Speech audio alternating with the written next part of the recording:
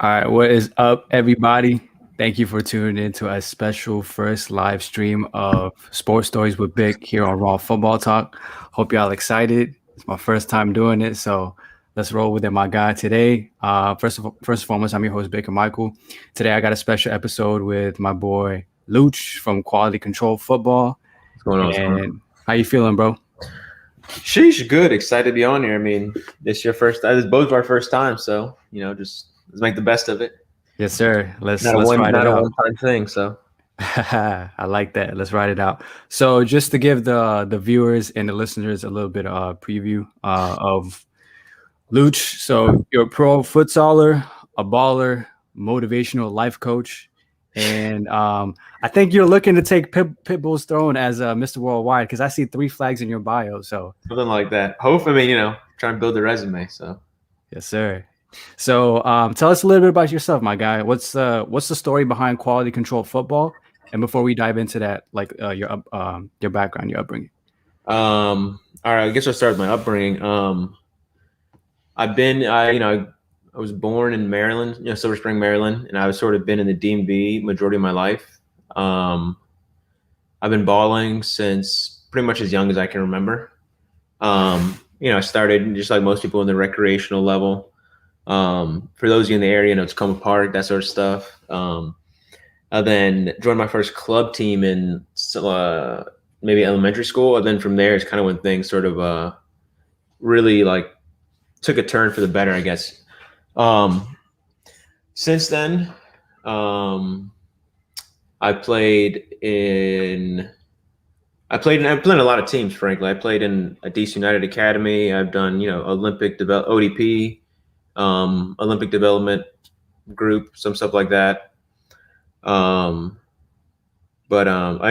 from that, I've got two brothers, excuse me.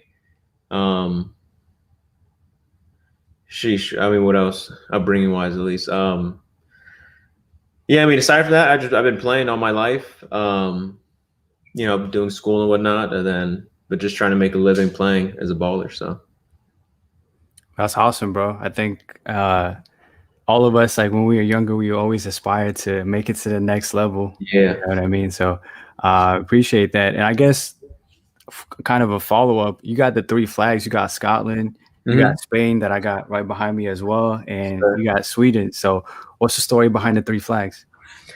All right. So Scotland was when I was a tad younger. It was through ODP. They had it was part of the like that. I don't know if you would call it an academy, but the development academy. That you had a chance to go and play overseas. So we went over to Scotland for 2-3 weeks maybe. We played against teams like Rangers, Celtic, the academy level, obviously, and just sort of got immersed in the culture for a little bit. So that was Scotland. Then Spain. I've been to Spain twice. First time it was sort of a preliminary thing. It was over spring break in high school. Just sort of get a feel for it. See if it was something everyone says they want to go pro, but it's a big difference making the decision. It's a lifestyle change. So I was over there for a week or two. Then after graduating from high school, I was over there for a few months with an academy, with NV8 Academy. And that was a group of like international ballers that we were training every day, twice a day sort of thing. And just sort of really, as basic as it sounds, training and trying to go pro. I was in Sevilla, Spain, Dos Hermanes or something. They'll probably be mad at me for not remembering, but you're doing a good job pronouncing it, though. Thank you. I play in, part of being over there. I played with a team called Nervion AD, the younger side, but so it gave me some real experience into the quality of ball overseas and like the actual culture, because in the States there isn't there's one centralized culture around football, at least. Then Sweden, I got the opportunity after my first year of college. After Spain, I came back, and I wasn't really sure what was next for me, because after Spain was a pretty high peak. Like most things in life, there's ups and downs. So when I came back, I was like, what am if I just played in Spain, I should be playing somewhere else now. Mm. So I came back, I played college. Then after that season ended, my boy Mike, he reached out to me and said that a team was looking for a center back, because I played center back in my college season. Then I talked to the manager of the team and whatnot, and I mean, one thing led to another, and I was over there for the season. Then COVID hit, and then I guess here we are now. So grind doesn't stop. I hear you, bro. And I think one thing we always take into perspective is, like you mentioned, how in Spain the culture is a little different than how we have it here. Definitely. And mentality wise, did that make you kind of grow up a little bit quicker and just think about the game more as a business than just as leisure? Definitely. And I'd say less business and more lifestyle. I think because there is that the prospect of going pro is very high, and naturally what comes with it is you're getting paid to ball, you're getting paid to play, and that's, in the grand scheme of things, that is, who wouldn't want that, you know what I mean? But I think even before that, really what it showed me was like, there were some kids there that some of them were well off, some of them were not, but at the end of the day they all met at 6 p.m. whatever it was, and they all balled, and it was like breathing for them, you know what I mean? They didn't have to think about it. It wasn't like, sometimes, especially at younger age, like a lot of, if you ask around, like, why are you playing the sport? Some of them are doing it to pass the time. You know what I mean? Over there, they all want to go pro. They all have the aspiration to do it. They want to do it for life, whether it's pro or not. And that was one thing that really shaped my perspective, because not only did it really, over there is when I really understood what it meant to be pro, but it also was the first time I told myself I could do it. That's awesome, bro. Yeah, like I said, you kind of need to have that mentality early on, and I'm glad you caught on to that. And I guess you mentioned COVID, how things kind of changed. Was that around the same time you decided to start your Instagram page, Quality Control Football, or did you have it planned before that? I'd always wanted to do that. I just wasn't. I guess I wasn't really confident, and I wasn't really ready to do that, because when you put something on the internet, social media, whatever it is, you put yourself out there to be judged, and I wasn't sure if I was one, ready enough. I wasn't sure if I was quality enough, and I wasn't sure if I just wasn't sure if that's what I wanted to do, because I don't like coming off as though I'm boasting, you know what I mean? Right. What I'm really trying to do with it is, I'm really trying to understand that this is like, I want to show people this is who I am. And I want to bring the culture that I grew up on, whether it's in the States or not. I want to bring that culture and really establish something in the States if possible through my career. That's awesome, bro. And me checking out a little bit of your work, I can tell that it's not just you training. There's a purpose behind it. Like, you want to inspire and motivate someone to say, hey, wow, like, he's doing his thing, and whatever I might be doing, like, it doesn't necessarily have to be football or sports or anything. Definitely. And that's the power of the internet. It's like, it's the way you want to use it. You can use it for good. You can use it to motivate others, or you want to take a different route. And so I commend you for that. And I think one thing that you mentioned in your Instagram bio is repetition and discipline is the path to mastery. And I want to ask you this question. Have you heard the saying that it takes 50,000 hours for someone to master something? Yeah, I've heard that. Will Smith said. I mean, a lot of the great people, greats in general, have said it. So it's definitely one thing I adopted to my ideology.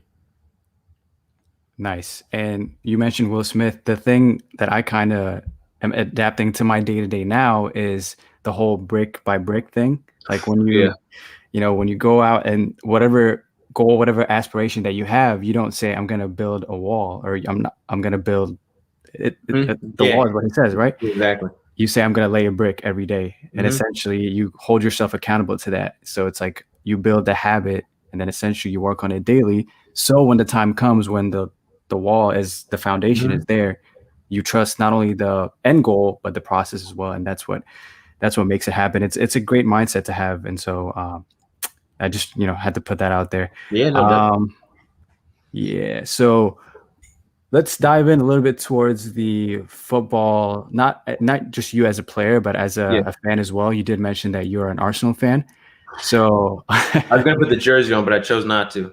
hey, listen, I'm a Manchester United fan, and there's a reason why I'm wearing a Japan jersey today. So, I know, I hear that. I hear that. They definitely should have done better, without a doubt. 100%, 100%. And I think the cool irony is both our teams lost to Villarreal, to Unai Emery. So Exactly. A little salt to the wound. yes, sir, Mr. Good evening. But so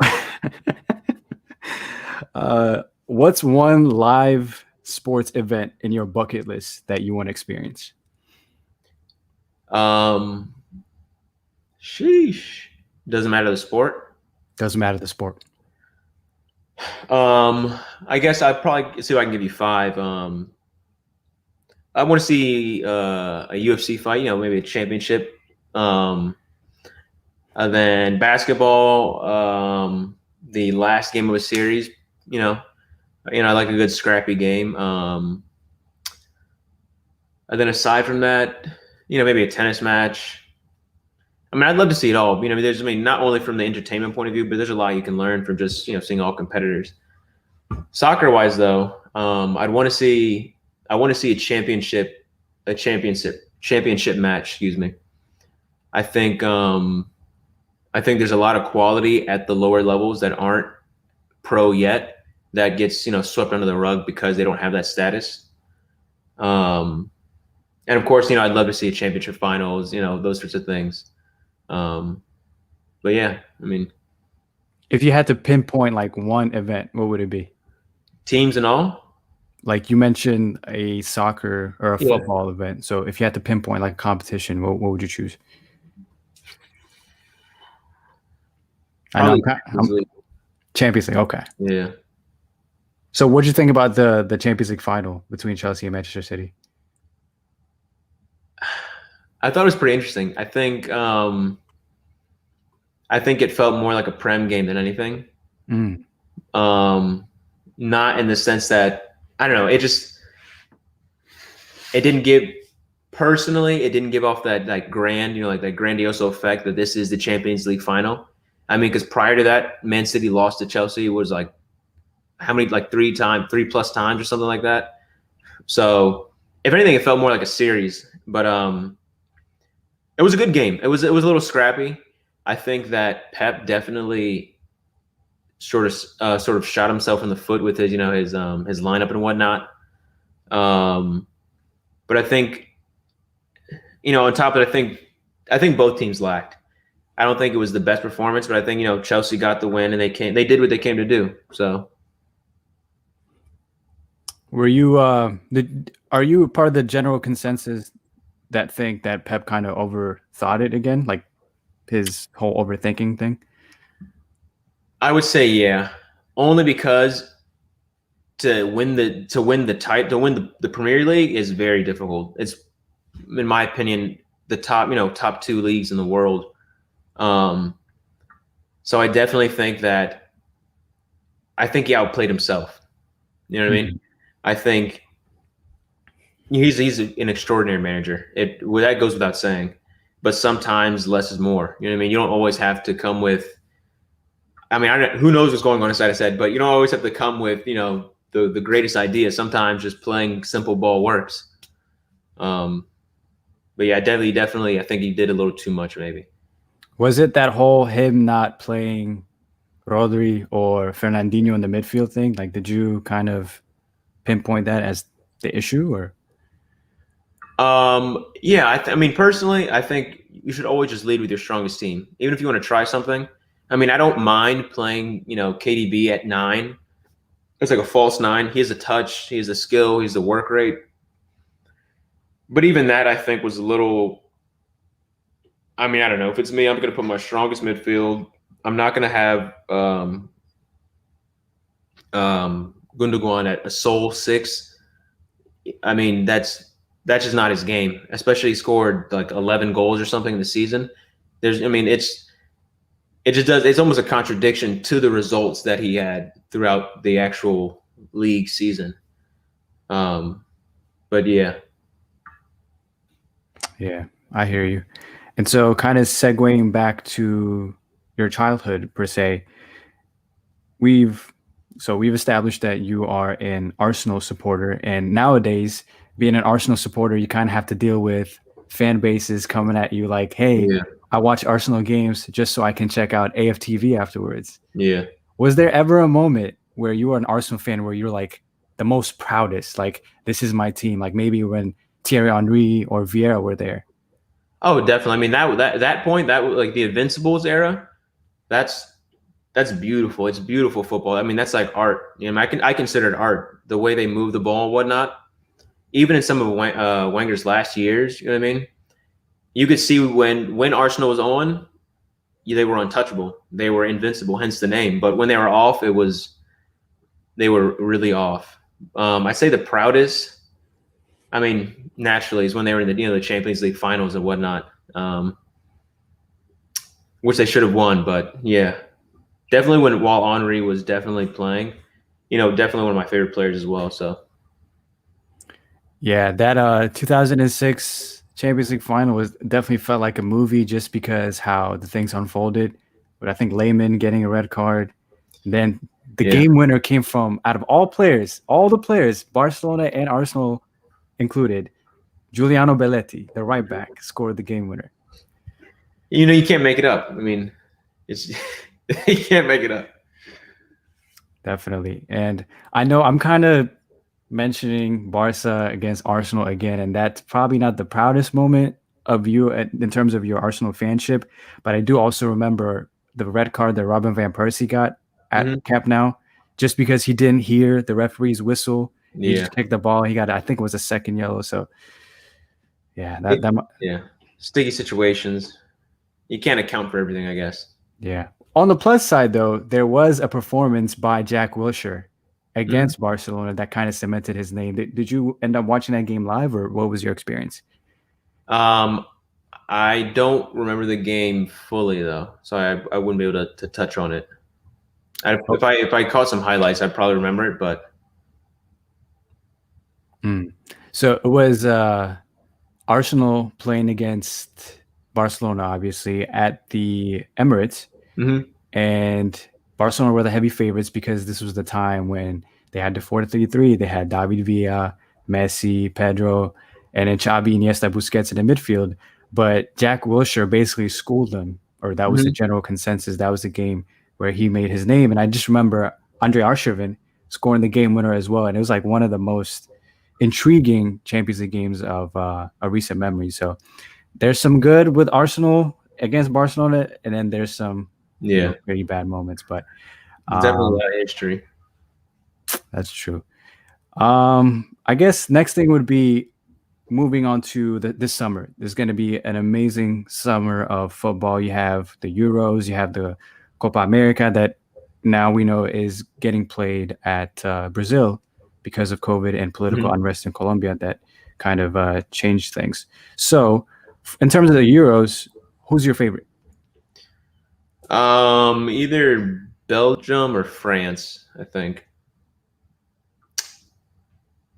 I want to say Belgium just out of, personal bias, but France is definitely looking extremely strong. Who would you pick? But I say Belgium. I want the Euros for Lukaku. Wow. I think now for them it's now or never. This is Yeah. their golden generation. If they don't win it now, they're probably not going to win it again. And segueing to the Copa America, do you think it's the same thing for Lionel Messi and Argentina? Are they the favorites? Like, do they have to win it now? And if they don't, then Messi will never win an international tournament with Argentina? That's sort of the feeling I'm getting. It's the thing is, you when you say that, it's like not you, but generally speaking, when people say that, they say that just as sort of like a diss or to knock something off Messi. But I mean, the fact of the matter is, it's not a one person sport. You know what I mean? There's 11 people on the field, you know, and then more on the bench. But I do think if they don't win it, I don't see him winning an international title. Because how old is he now? 30, 30, what? 33, I believe. 33, 34. Ronaldo's what? He's like, Ronaldo's 36? 36, yep. So, I mean, I could see him doing it. The thing is, you know, Messi's game doesn't rely a lot on his physique as much, in the sense where, you know, he can become a pivot, a very easy, you know, 1-2 touch player. But I think that, you know, if he doesn't win it now, it's definitely going to get harder down the line. That's true. So that's the general consensus. Who's your pick for Copa America?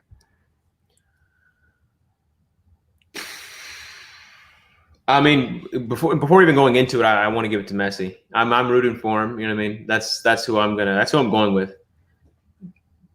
But I know there are definitely some wild cards. I mean, at the Copa America, I think it's a little bit stickier. You know, like it can get a little scrappier. But I'm definitely rooting for Messi or Argentina. Excuse me. Yes, sir. And I think Kevin just joined in. He said, "All in Argentina. Messi needs this." Yes, so sir. I think we're all going for Messi for this Copa America. He deserves it. I mean, sheesh, as a hell of a player.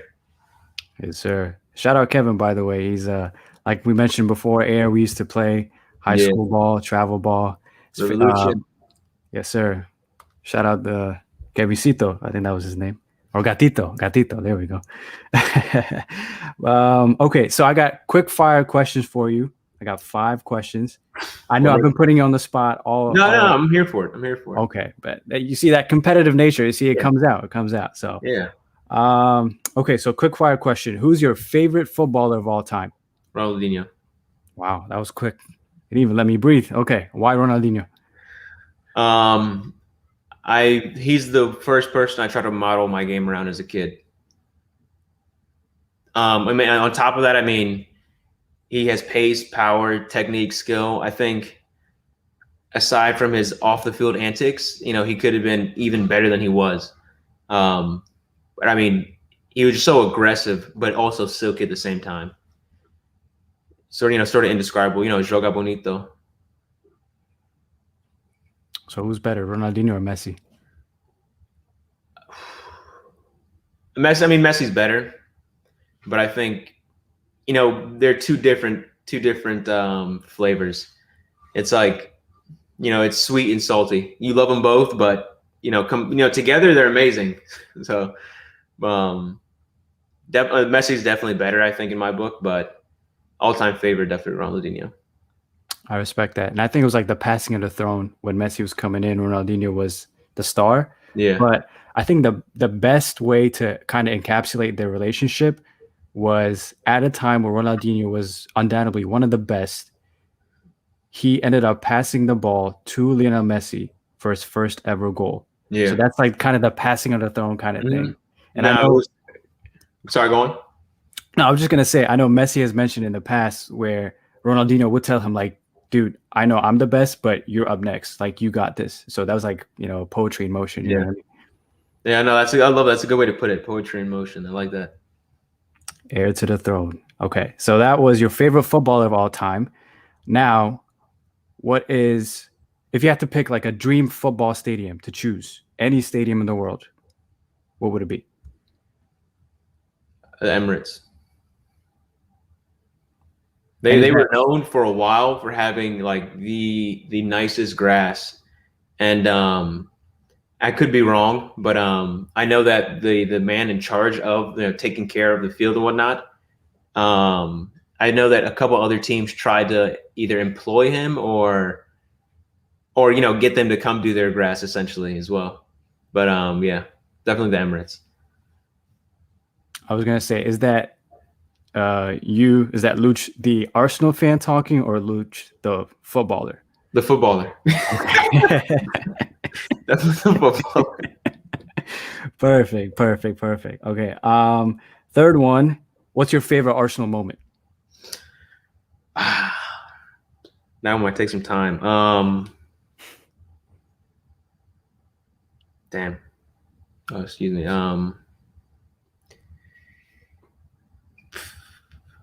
They have a lot of iconic goals. Dang,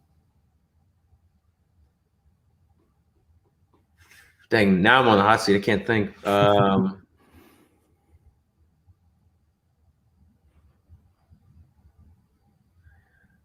This is a tough one.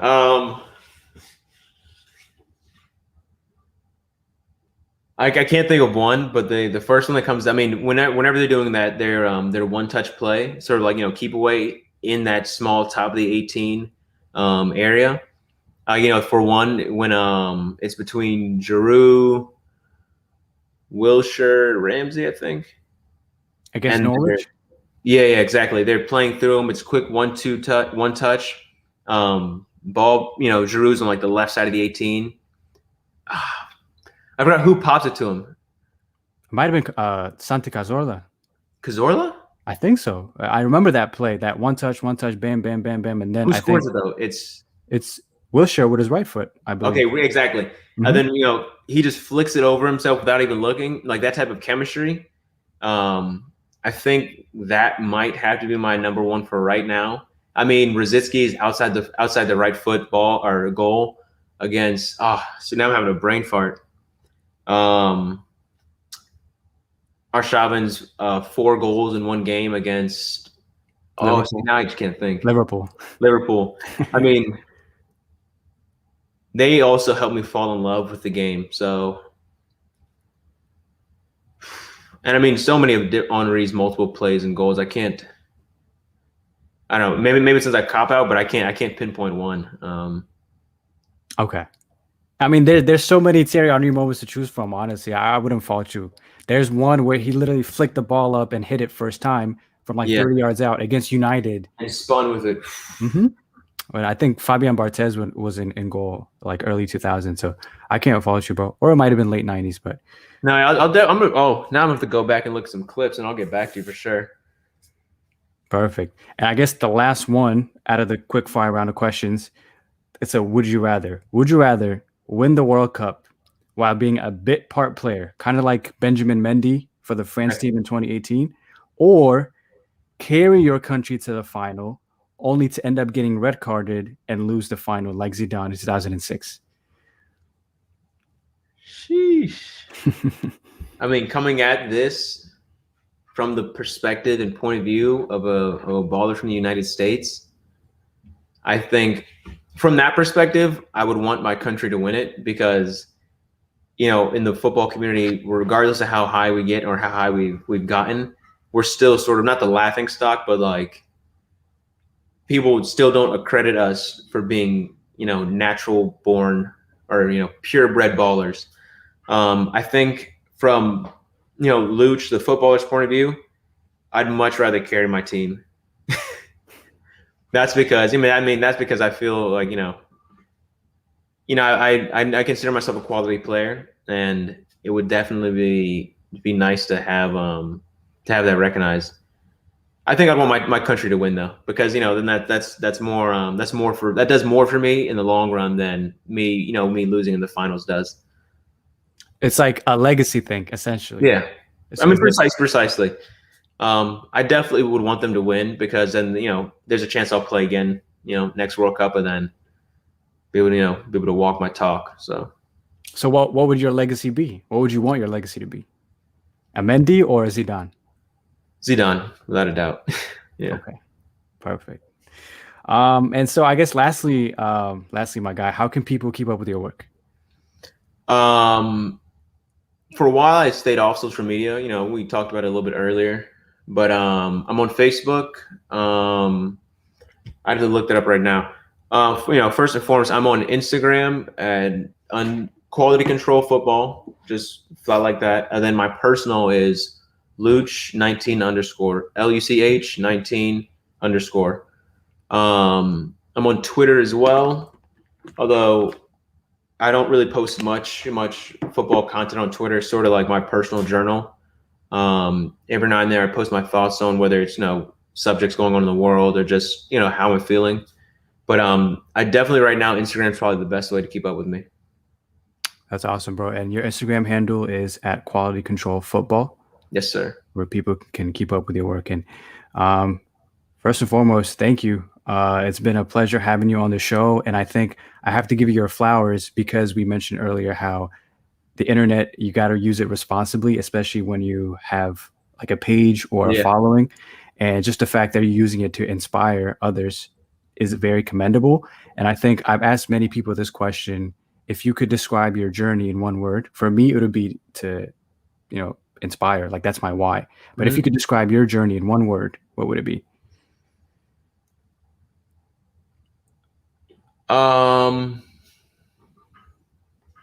I've thought about this before, and I have a couple ways I would put it.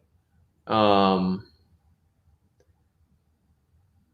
I think right now the best word to describe it, and the way I'm really trying to, because I don't want to I don't want to solely restrict myself to football.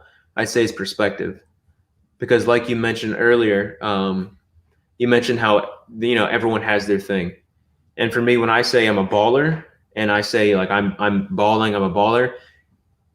That's just a single term. That's such a it's such a small term. In reality, what I mean by that is like I'm doing what I want to do with my life, and the perspective I'm providing is that it doesn't matter if you're a baller, painter, so on and so forth. That if you want it and you work hard for it, it can be yours. You know what I mean? You can create whatever life you want to live, and I definitely right now I'm really trying to provide perspective, because I think that without perspective, there's no understanding.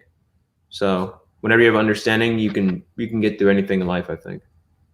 That's awesome. And a great way to live your dream is to know your purpose and to execute on that. Kind of like Definitely. we talked about, brick by Yeah. brick, every Brick day. by brick, yeah, day by day. I mean, 100 or 365 days in a year. What do you want? You want, consistency is better than intensity. So, yeah, it's a 100%. lot, but we're working. 100%. And it takes 50,000 hours to master something. But I think we just mastered this episode in about 32 minutes. So appreciate you, bro. Yeah, I Thank like that. Yes, sir. I just thought about that on the spot. Yeah, So that was off the top. I like that. I like that. No, I want to say thank you for reaching out to me, though. It started out the blue, but this is definitely something I thought about doing. So the fact that you reached out to me is maybe, I don't know what everyone else believes in that might be watching the universe, so something like that, higher power. But this definitely is something I'd love to do again, and hopefully as I progress, you progress, and then opportunities will come. So 100%. thank you for sure. Every time, anytime, family. And I was going to say, all glory to God. We made it happen. So thank you once again, my guy Luch, for hopping on the show. Thank you for everybody who tuned in live. This was our first live stream of Sports Stories with Vic on Raw Football Talk. Make sure you tune in to this episode on Spotify, on Anchor, when we will have it up soon. I hope everyone has a safe, blessed day. And my guy, we'll talk to you soon. Yes, sir. Thank you, guys.